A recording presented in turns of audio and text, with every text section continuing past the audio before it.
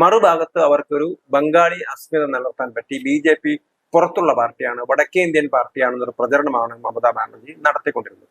പക്ഷെ ഇന്ന് പശ്ചിമ ബംഗാളിൽ ഏതാണ്ട് എല്ലാ മേഖലകളിലും, നോർത്ത് ബംഗാൾ മാത്രമല്ല മറ്റെല്ലാ മേഖലകളിലും BJP വളരെ ശക്തിയായിട്ട് മുന്നേറിക്കൊണ്ടിരിക്കുന്നു.